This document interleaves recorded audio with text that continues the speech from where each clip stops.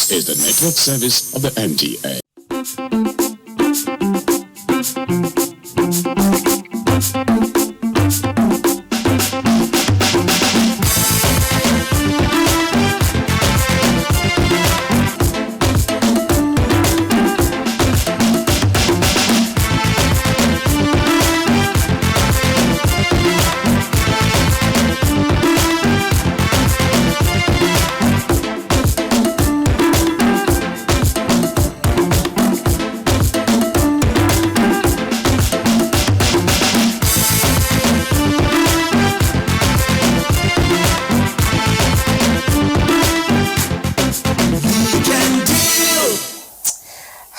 Thanks for joining us there, and for me every day is a miracle because I woke up, and if you did same, of course, you're up and you're watching me. It simply means that you are also sharing in the miracle of the new day, and a new day pertains new hope for all of us.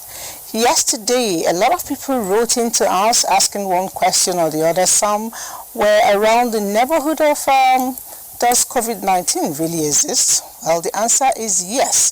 And we have a doctor joining us later to talk about not just the fact that it exists, but then taking you on a road trip of how it enters your body.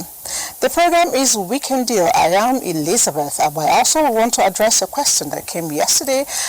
Someone said that coronavirus is not a death sentence. I totally agree with you. It is not a death sentence. But yesterday, as at this morning actually, we have recorded 176 deaths, and we have about 1,472 people recovered, meaning that we have potentials for recovery. But the question is, do we really want to go to any form of sentence, death or not, around the coronavirus?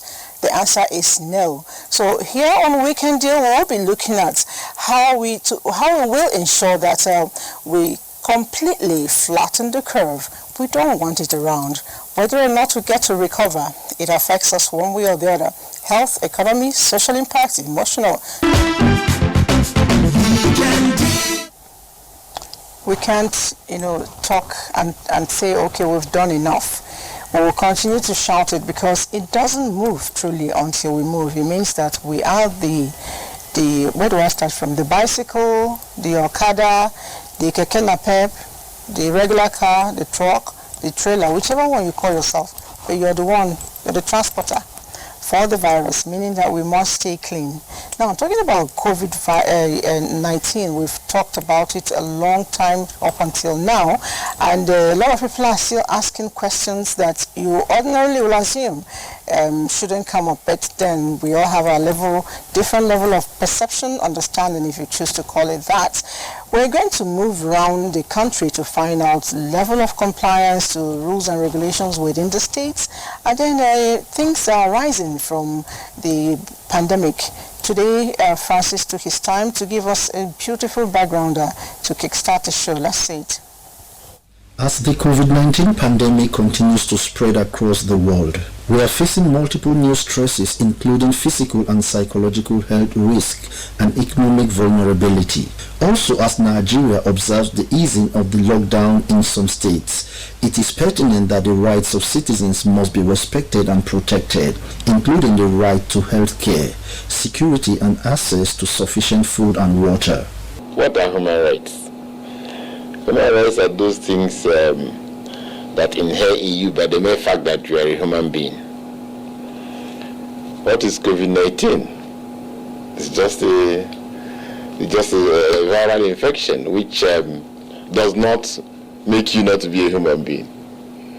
So, whether there is COVID-19 or no COVID-19, whether there is emergency as a result of COVID-19, their humanity still remains. So there must be human rights. To some extent, rights may be affected. But there are certain rights that cannot be touched because of COVID-19. While acknowledging the size of the challenge and efforts made by authorities to fight COVID-19 across the country, there are reports of violation of human rights in the process of ensuring compliance with the lockdown. We're monitoring human rights violations during the COVID-19 period, and we realize that the right to life, is affected. A lot of people have been extrajudicially executed by the law enforcement agents while trying to regulate COVID-19. The issue of extortion has also manifested. While some citizens' rights have been trampled upon, some security agents have also been assaulted, so there is need for collaboration by all. However, government has released guidelines for the easing of the lockdown ranging from public places to markets and offices. Notwithstanding, we still see people who have no business on the road, thus constituting traffic gridlock. The law is very clear. If you violate the lockdown, there is a process for you to be made accountable. For instance, there are mobile courts that say if you violate the lockdown, you are taken to a mobile court. They try you and sentence you. It doesn't authorize the law enforcement agent to on his own decide to start torturing you, start doing frog jump on you, start telling you to roll in the gutter. While COVID-19 has brought the world to its knees, the pandemic is impacting women and men differently. Gender inequalities are typically worsened by crisis, and the COVID-19 is no different, as women are hit harder by its effects. It was a big challenge during this period of the lockdown. We experienced quite some increase in the number of domestic violence cases we got, and we are not surprised about that because the demographics had changed. In the morning, the children are back; they are no longer going to school. The man cannot go out to go and do his barrow work. The woman cannot go to market to sell his akara, and the small food in the house is exhausted. There's no money to buy more, and the woman is demanding that we need to cook food for the children. The children are crying for food. The man is angry that he has been locked down, and he's trying to explain to the wife. The wife is not understanding. The next thing is he raises his hand on the woman, right? It's not the fault of the woman, but the woman cannot control herself, seeing her children crying for hunger, and is not able to provide. As we all work towards combating this pandemic, security agencies must adopt a right-respecting approach and not abuse their powers. The proper name should not even be isolation center, it should be treatment center, because that terminology, isolation center, is stigmatizing in a way. So the protocols and the security agencies who are trying to make sure that you keep the protocols are your friends, because they want you to attain the highest standard of medical health, the highest standard of opportunity to live and be able to survive this pandemic. But at the same time, we are saying it is not because you are doing a very important thing to the citizens by trying to help them to observe the protocol. That is not why you should forget that they have rights. They do have rights, and we insist that what is sustainable is a security system that will protect the people as well as respect their rights. Remember, COVID-19 is not a death sentence, so submit yourself for testing if need be. Take responsibility and stay at home. Therefore, our focus on Weekend Deal today will be on COVID-19 and matters arising. Thank you, Francis, for that beautiful background, and I don't need to add anything else, but I know that by the end of today, a lot of things will be unfolded. But I keep wondering, a man who goes out to say to a woman, I love you, be my wife, eventually you decide to beat that woman. I don't get it. Or even you go out, a man asks you, will you be my wife? A woman, you say yes. Tomorrow you start abusing the same man with the same mouth you used to say, I love you, I will marry you. It doesn't add up. All right, our feedback lines are there for you to write in. We know that Dr. Titus Ibekwe is already in the house. He will be taking us on the road trip of how this thing gets into your body and subsequently how to control it. But before we bring him in, we still have a bit of packages. Let's go join Suleiman, who incidentally is my producer today, to get to find out challenges of the status quo in Nigerian legal system.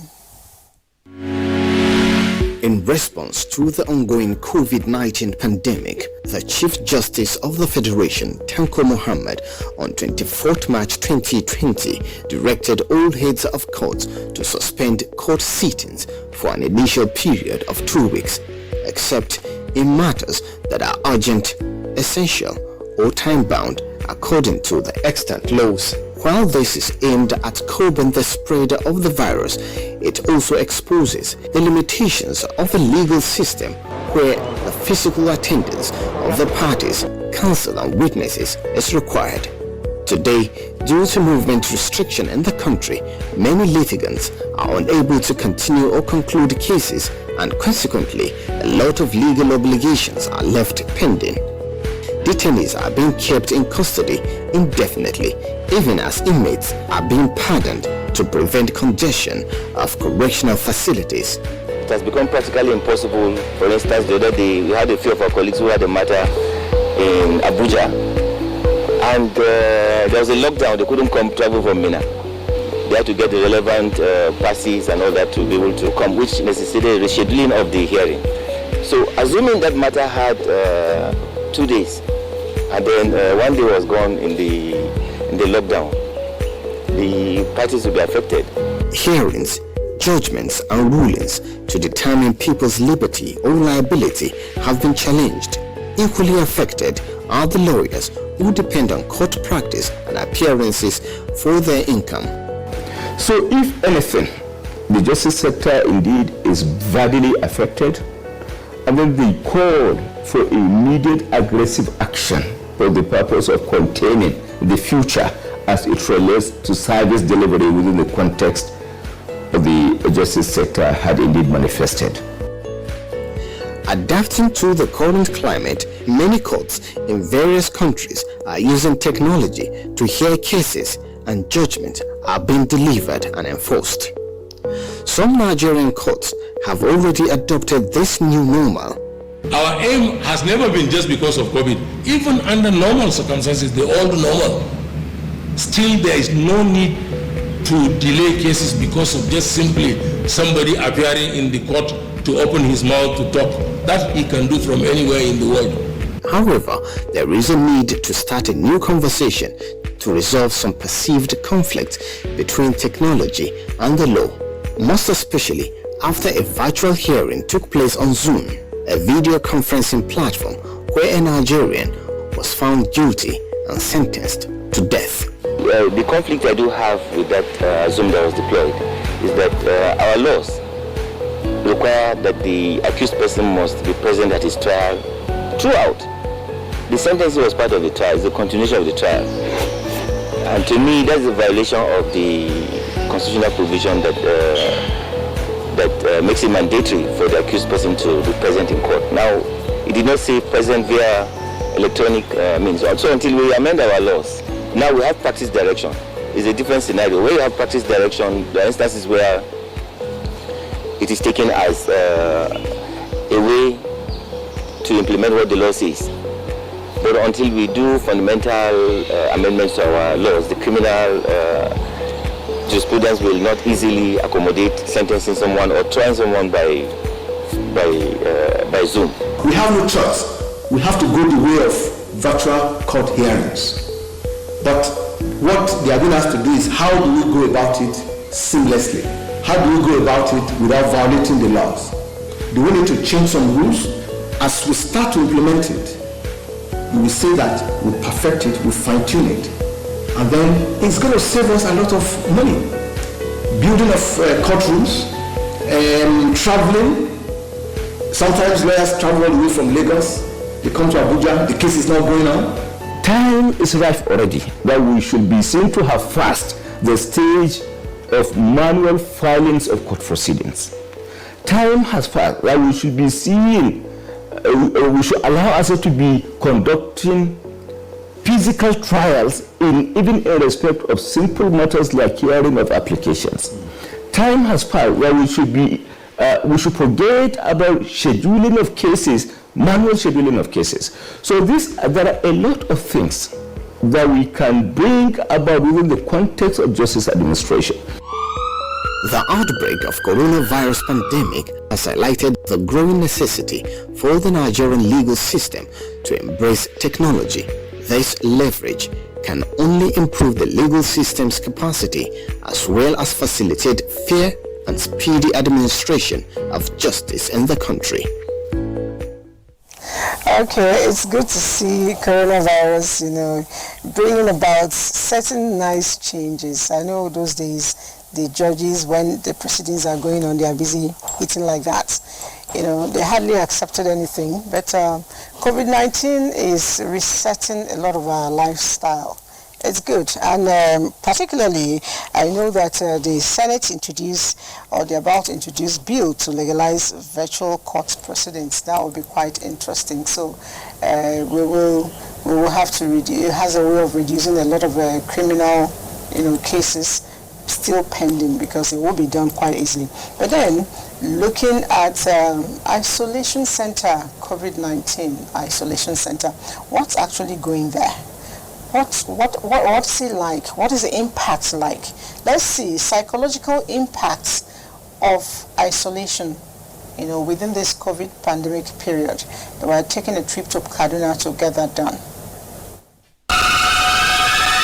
Coronavirus, also known as COVID-19, is a pandemic ravaging the global community with more than 4.18 million cases recorded. In Nigeria alone, the NCDC has reported more than 4,700 confirmed cases. Having recorded over 100 suspected cases of COVID-19 in Kaduna State, many have attributed the attempt by those in isolation to escape to the reaction of the society towards those infected, signaling rising instances of stigmatism. Once you are isolated, you feel stigmatized. So they run away from these isolation centers. Government needs a lot of work to educate, synthesize the general public about why they should be isolated. It is not a matter of being isolated means that's the end of your life. Because it's a normal sickness, when you come out, go and tell other people so that they too will learn how they can protect themselves from catching such a disease, because it's deadly. I think that is needless. This COVID-19, as people look at it, is not a death sentence. We have seen more severe cases of illnesses, but this particular one, I don't think people should run away. If you have it, fine, you remain isolated, and the NCDC will do the needful, and with time you are going to get better. Coronavirus shouldn't be something that you should be scared of, maybe trying to hide it because of what people might say. This person has coronavirus, so avoid him, avoid her, because you might contact it. Yes, you should take precautions, but not to distance yourself from that person, not to take away the person's, take away the person's happiness because of the stigma. They run away from isolation center because they believe that if people find out they are there, automatically they know that this person might have coronavirus, so people tend to avoid them. We who are dampening their spirit is very wrong. Very, very wrong in the first place, that any sickness you have, if somebody tells you are going to die tomorrow, no matter the medication they give you, you are dying, because already they have dampened your spirit and the fear is in you and you are growing. Could the science of human psychology be a solution to these bottlenecks in the fight against COVID-19?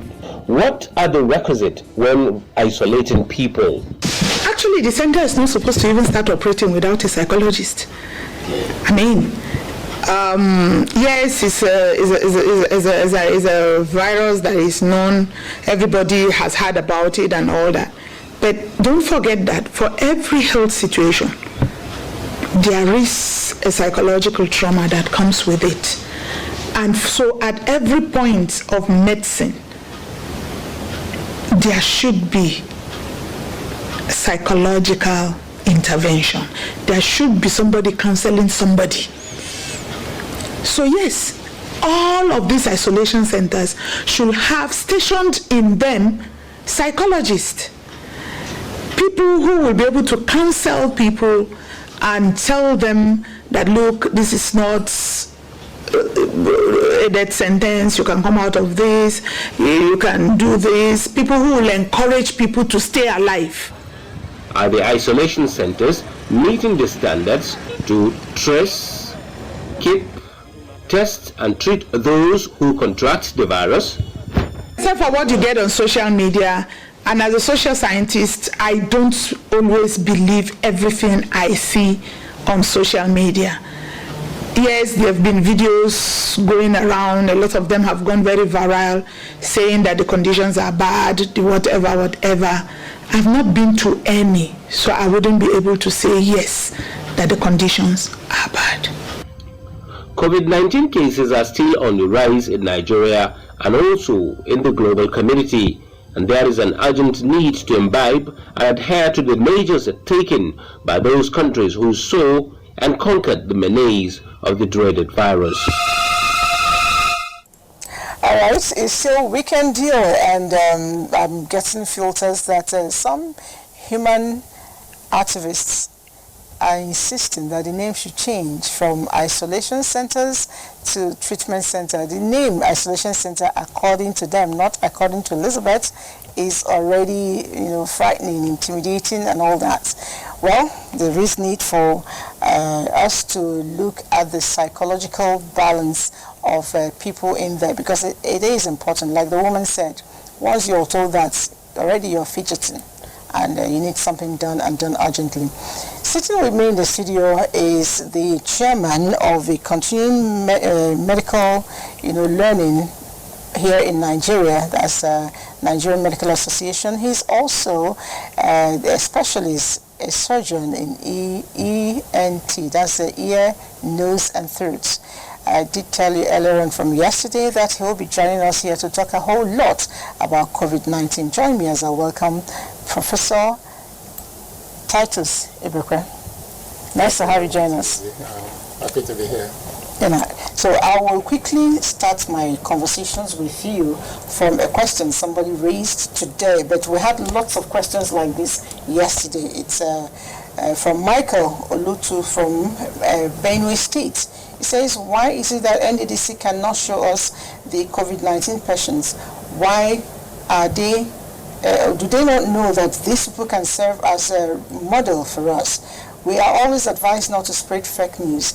If they do not show us COVID-19 patients, then we will not believe coronavirus is real.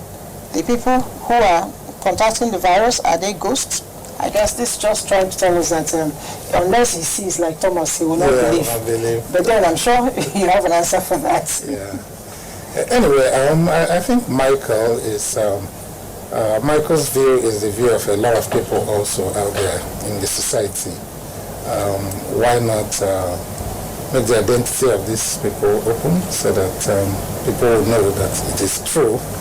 The doubting Thomases will come to accept.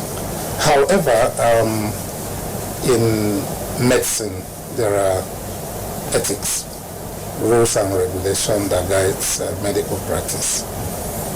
That's what we call patient's confidentiality. So it is against the patient's ethics for you to go announcing to the public what a patient has. It's unacceptable, it's not done. Except if the patient voluntarily, wants to do that, to come tell the public that this is what I have, this is how far I have gone, in order to encourage the populace, to educate them, because it's like doing it practically here. And that's why up to today we still encourage our patients to please come out on your own, out of your own volition, in order to educate the public. I'll give you some instances. Now, as I'm speaking here, at the time I faced my own scare. All right, I was in a meeting where 3 or 4 people tested positive, and I was taken away. That was at the initial onset of this illness. It was announced to my colleagues across the country. They were all praying for me, calling. I waited until everything cleared, and I came out clean. And I know that very prominent people in the society, in this country, have also done something similar. coming out to declare that they are positive for COVID virus. It's not a death sentence, but that they've had a scare, whereby they have to go on self-quarantine, self-isolation, as the case may be. And at the end of the day, you come out, the psychological support is very important. Once your loved ones are giving you the psychological support, and your own mental strength is also boosted. You're living right, doing light exercises, doing all that you're supposed to do in moderation, balanced diet. The tendency is that your immune system will build up and fight against the virus, and you shed it off and come out clean. And I was going to ask you, how did you cope with the scare? I mean, getting yourself locked up, even though you ended up testing negative, getting yourself locked up for 2 weeks. I know you have children, you have a wife. You weren't really seeing them, even though you were communicating. Some people have told me they contemplated this, they contemplated that. How was your mindset? I know you're a doctor, but what's the mindset? What was your mindset like? Living in uncertainty of what tomorrow will bring is very much there. Thinking of even the worst case scenario, the adverse consequences, what could happen. But again, knowing full well how the progression of the disease, pathogenesis of the disease, how it goes, that it's not a death sentence, has been recapped severally. And again, it's an equal opportunity disease. So it's a disease of second chance. So you can give it all sorts of names. And also knowing full well that, again, even the fatality rate, that's the death rate, is not really so high, so to speak, when you consider the number of people that are capable of, recovering by just doing the right thing. And being in isolation being one of the key things, at least to protect the loved ones around you, protect the society, and even concentrate on yourself. While I was there, I wrote a lot of papers then. Okay, so you made use of the opportunity. Yes, and I have published some papers of COVID-19. That's why today I speak very boldly, despite the fact that I am the chairman of continuing medical education, so it's my responsibility to educate my colleagues across the country and Nigerian populace. But this brought me even closer, face to face with COVID, and acquired a lot of knowledge, experience about that, and that is one of the reasons why you see me speaking in every forum, radio, television, just as we are talking now. So I see it as a priority to educate Nigerians, and also to share my own experiences, to encourage them. That is something that we're capable of doing. All right. We can get so it right. Michael and every other person has been asking, is COVID-19 real? And you want to see evidence. Dr. Professor here seated with me is here, and he's gone through the route, and he's back, he's healthy, he's very okay. So now you know that it's real, and it's not a death sentence. It can actually happen. Now, Doctor, I'd like to know, I told my friends who are watching us as we speak now, that you will take us on a road trip of how it gets to the body. Could you kindly do that? Yeah, okay. with all pleasure. Well, first is to say that coronavirus is not a new virus per se. The coronavirus has been with mankind for over half a decade now. It is responsible for over 50% of the upper respiratory tract infections that we suffer. And it has been known to be existing in animal kingdom for over a century, rather. That's 100 years. So, and for over 50 years among human beings. And the reality is that the coronaviruses, the illnesses associated with it are usually mild illnesses that will come and get cleared on its own. Although people who are compromised may succumb to it. But as we know, just at the eve of 2019 in December, this new strain, this new variant, just came up, which is the SARS coronavirus 2. because hitherto we've known of coronavirus 1.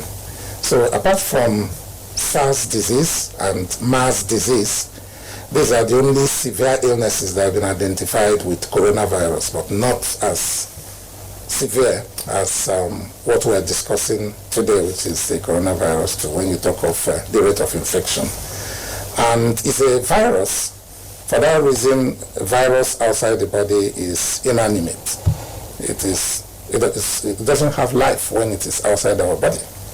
And again, it's a special virus because it's an RNA virus, which means it has, and also an envelope virus. So it has a special protective covering and casing around it, which is basically fat.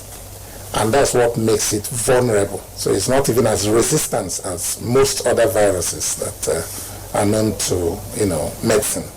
And that's why simply washing your hand with soap, we know that soap has the ability of dissolving fat or destroying fat, isn't it?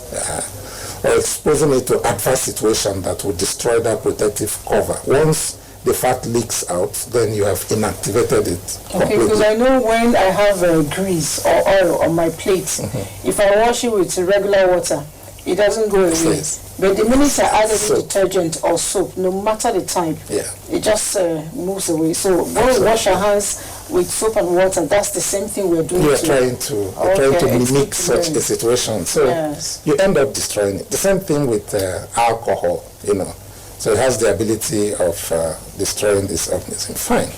Now, basically, it's a respiratory tract infection. The reason is that the upper respiratory tract, the nose, the throat especially, within there you have two types of epithelium. Epithelium is the skin, the special skin that lines there. Okay, you have the one we call the respiratory epithelium, and you have the one we call the olfactory epithelium. Okay, all within the nose, and within this respiratory epithelium lies the receptors that this virus easily adapts or fits into. Okay? When you say receptors, what does that mean? Yeah, receptor means, I'll try to illustrate that. That's a definite pattern that another constructed shape can easily fit into. And once it fits into that, other sequence of activities can start. All right, so it's like you have my hand, which is like a screw, and you have another shape like cup. Okay. It fits in. Okay. Once it fits in, chains of reaction starts. Okay, so angiotensin converting to receptor is present in abundance within that respiratory epithelium, and that is where the coronavirus S protein, the spike proteins, you look at the shape, you see it with projections. So that's the spike protein. So that spike protein fits in there perfectly on that receptor. And once that happens, it triggers off chains of reactions. So there are enzymes that are called the transaminases, which also are secreted in this part of our body, this respiratory tract. So once this fitting happens, it triggers the secretion of those enzymes. The enzymes will now break the S protein into bits, into pieces. And once that happens, this virus gets activated, becomes alive, and starts multiplying in its numbers, replicating in hundreds, in thousands, in millions. And that's when we start to have fever, cough, and all that. We'll get to that point. So, I feel like I'm a medical student now. So the first thing is when this happens, so this organism will heavily populate these areas. And that's why it is the site where the sample is taken from. Okay. When NCDC and other agents, they come to, test us, that's where they go to and take the sample from, because this organism is heavily populated there. So when this happens, the olfactory epithelium is lying within the respiratory epithelium, just like covering it, just like an island. All right. So you see that happen.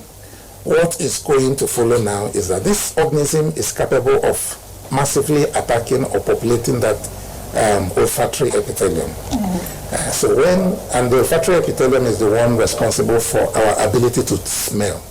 Smell, yeah, okay. For you to perceive smell around. So when that happens, if that is populated, it attacks that area, then the sense of smell goes.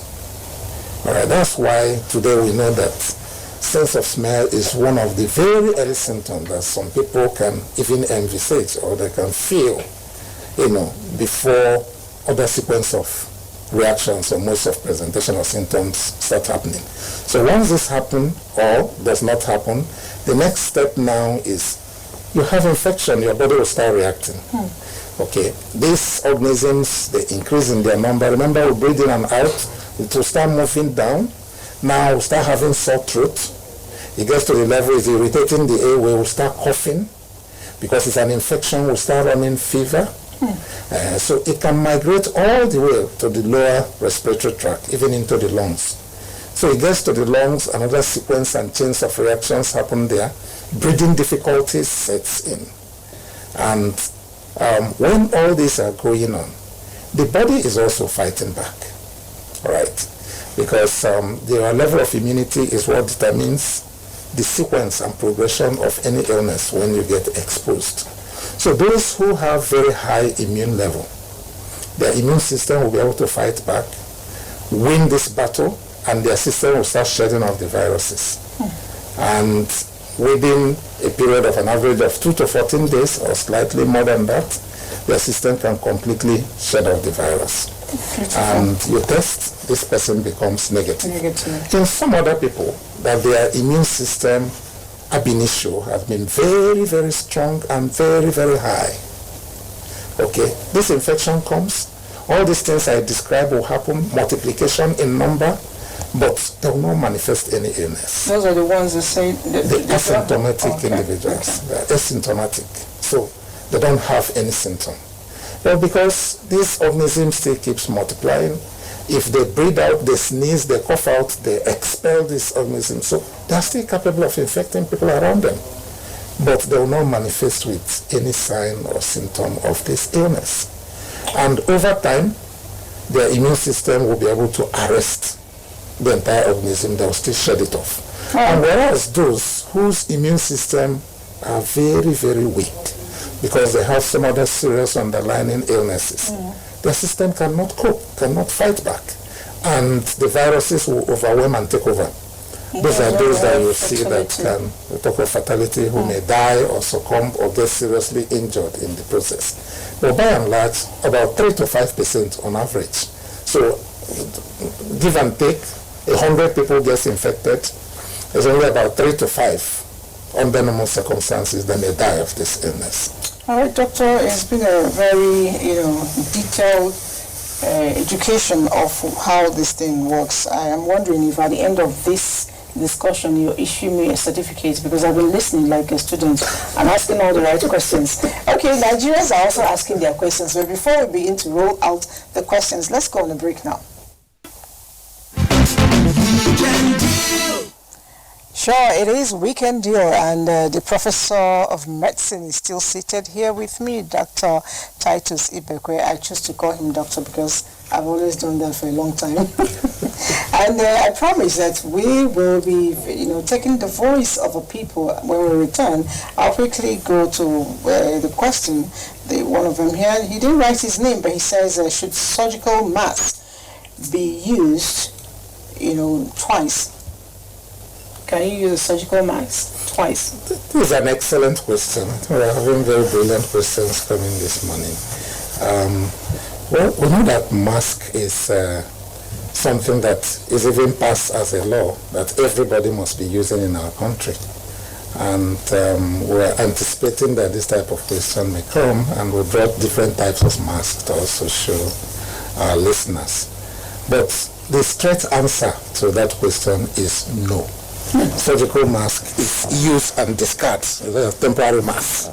So these are the type of mask that we have.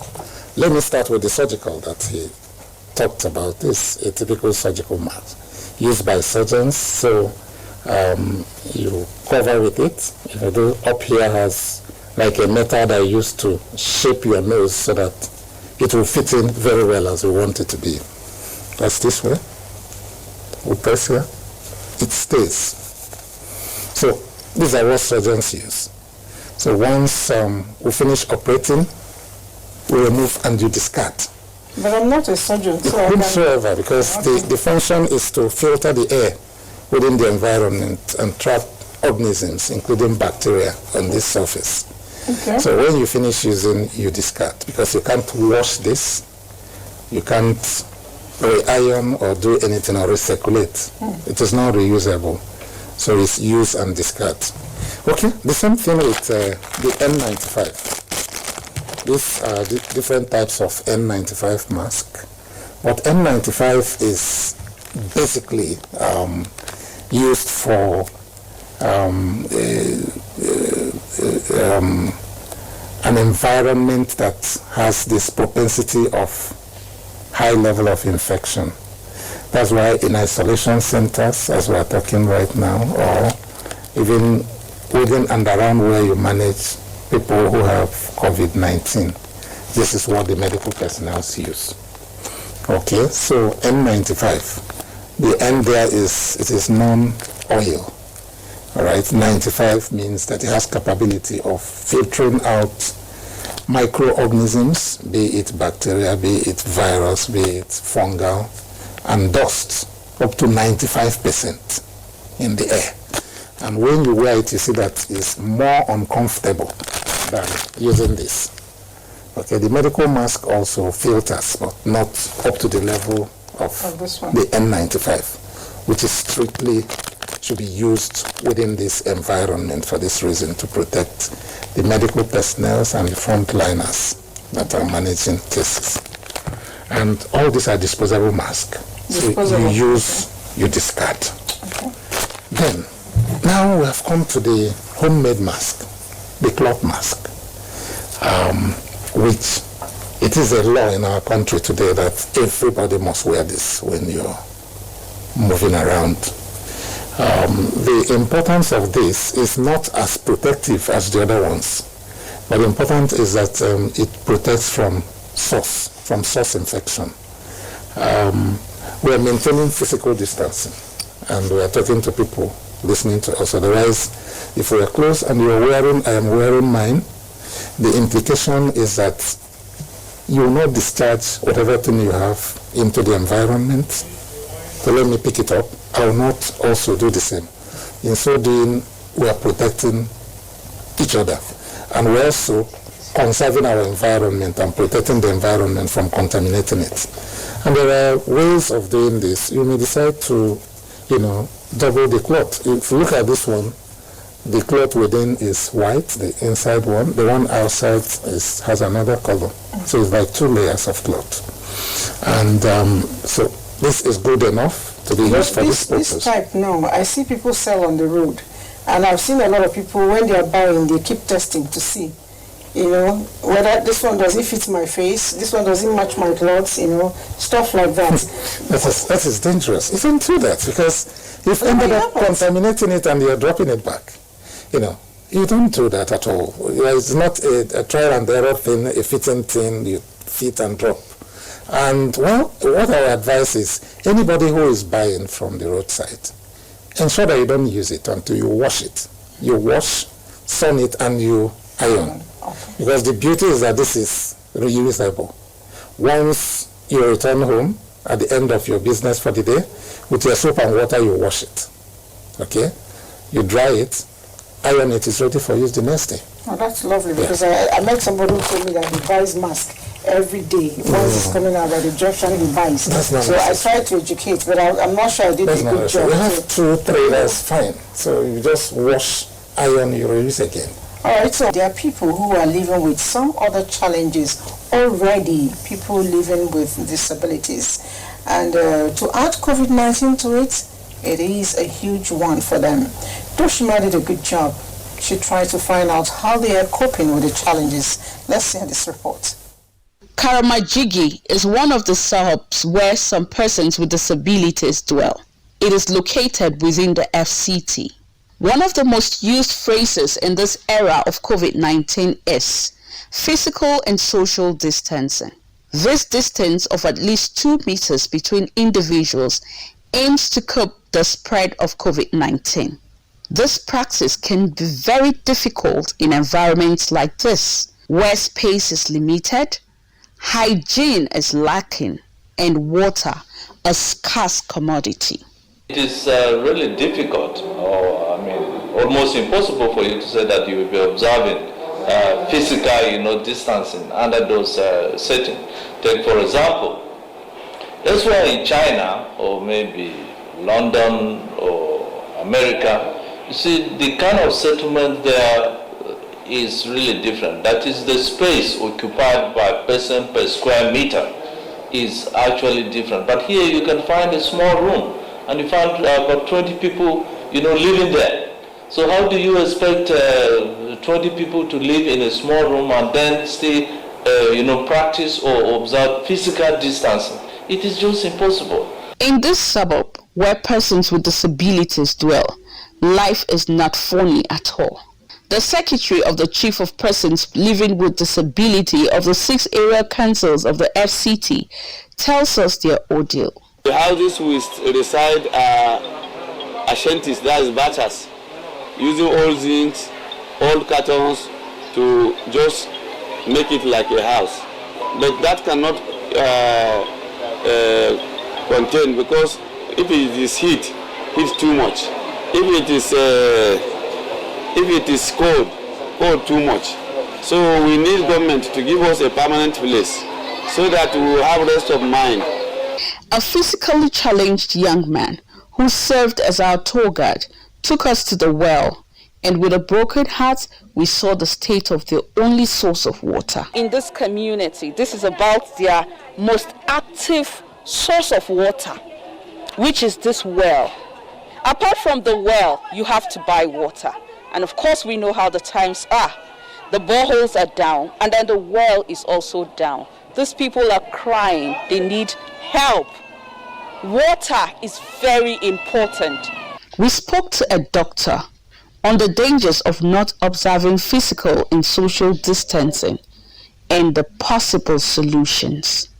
These individuals should be tested to make sure that those of them that are living in those clusters are actually free.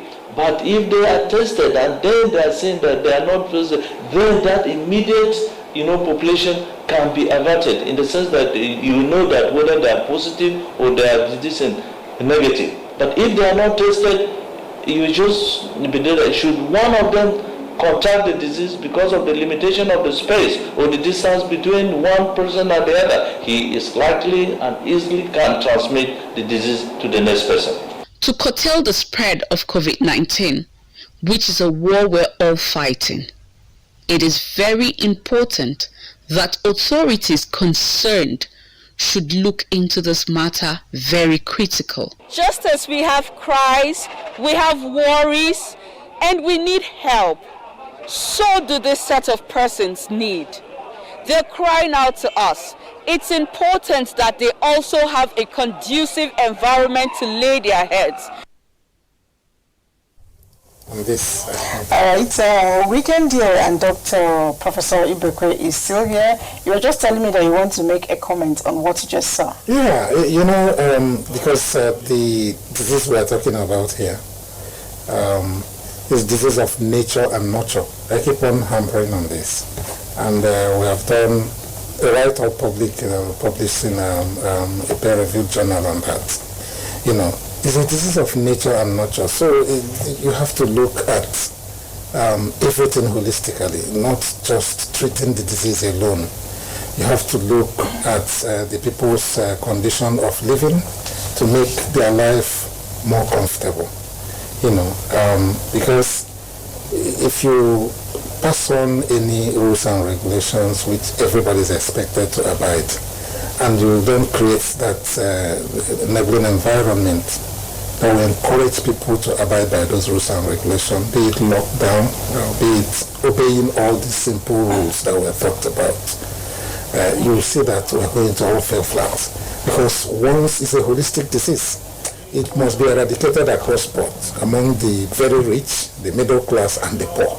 If the poor has it, the rich is not protected. Definitely.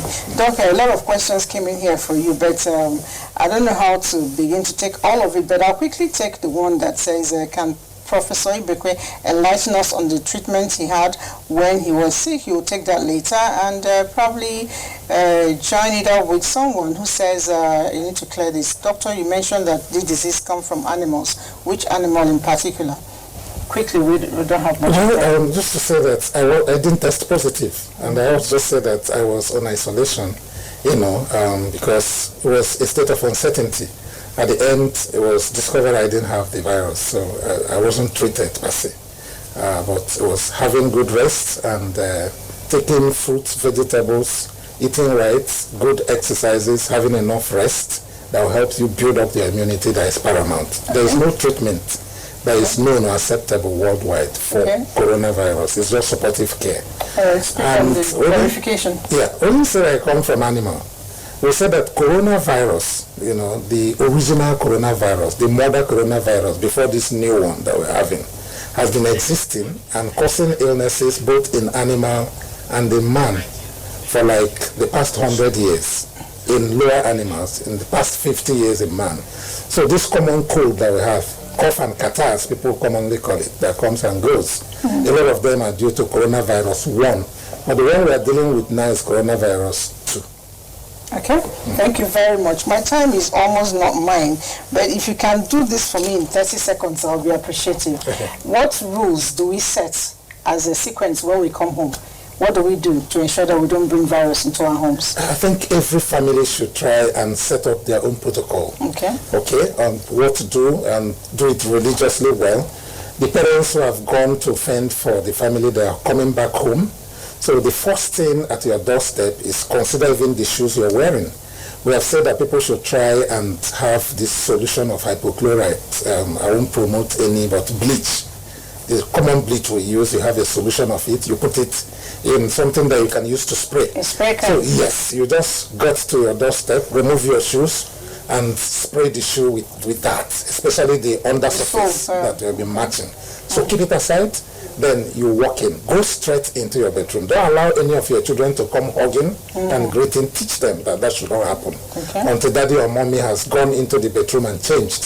So you walk into the bedroom, wash your hands, very well, change the cloth you're wearing, take your bath. Those clothes should be washed and should not be reused. So you just keep them aside. When you finish taking your bath, you can walk in.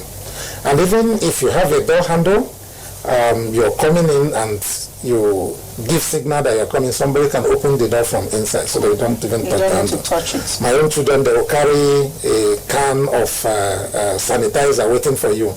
Person, you clean your hand, but if you don't have that, no problem. Okay. If you open that, go follow these protocols, then it will help the family. All right, thank you so much, Professor Titus Ibekwe, for coming in. I so appreciate the education, and we continue to ask you to come and join us at any point in time. We've been speaking with the Professor of Medicine, especially ENT, a surgeon, who is also the chairman of continuing medical education here in Nigeria. And believe you or me, we have learned a whole lot. All right, we should stay alive and ensure that we're safe. If you don't like yourself, there is somebody you love. There are people who love you. There are people who are dependent on you, even if it's just to help them get a cup of water. For those people's sake, I think you should take responsibility and stay safe. Now, I'm talking about taking responsibility. We had a lockdown and a lot of things happened. Let's move to the entertainment industry and get to find out how, the entertainment industry, enjoy their lockdown, so to speak.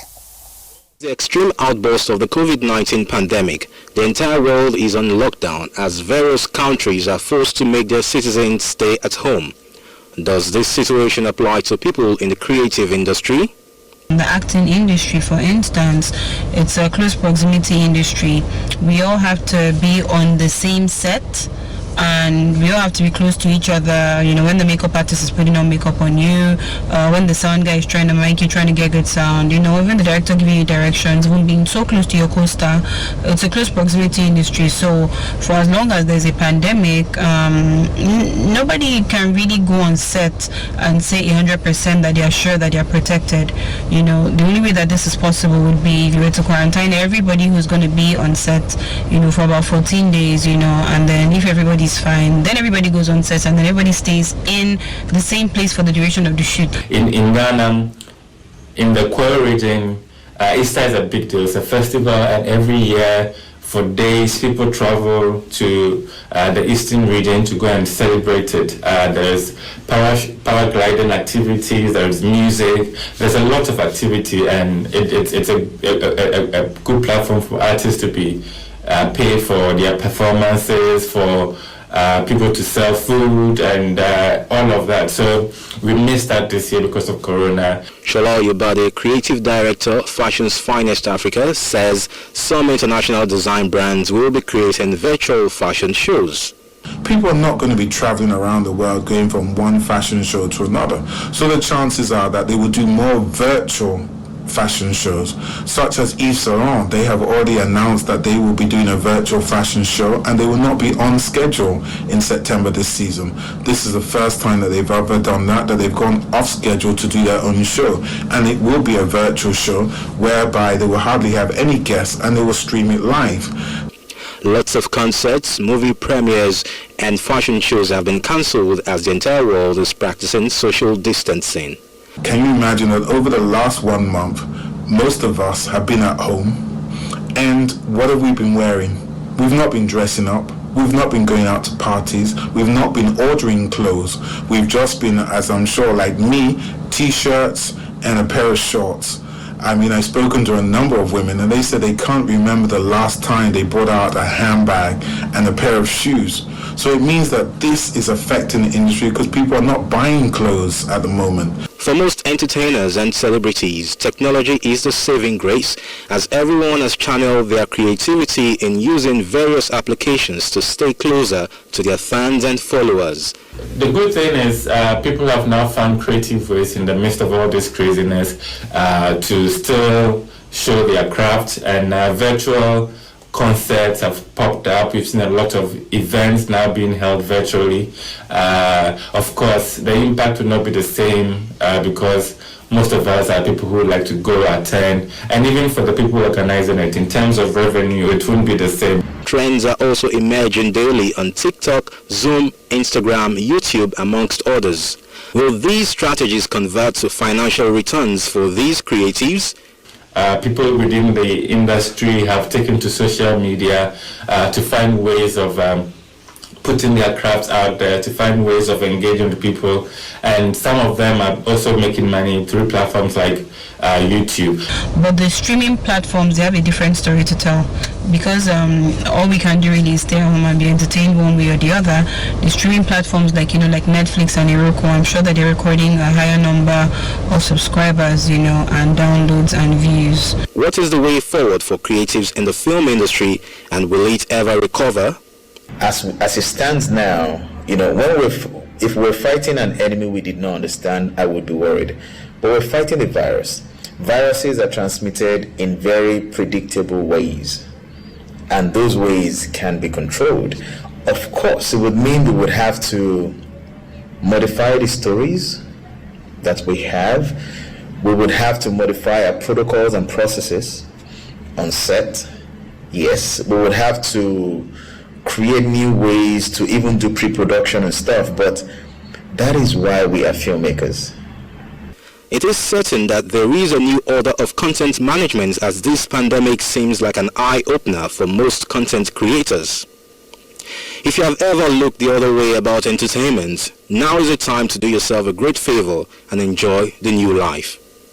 And the show is Weekend Deals. Unfortunately, I'm being told that my time is up.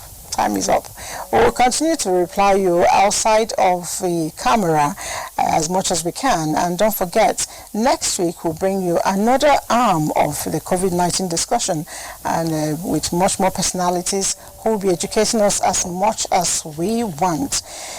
While that is going to happen, I advise you for the next 1 week, whatever it's worth, maintain your social distancing.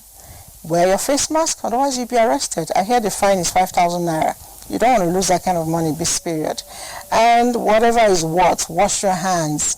Wash it thoroughly. If you must grow nails like I do, whatever you do, wash inside of the nails, wash in between the fingers. Very important. My name is Elizabeth, and my director says I should tell you bye-bye.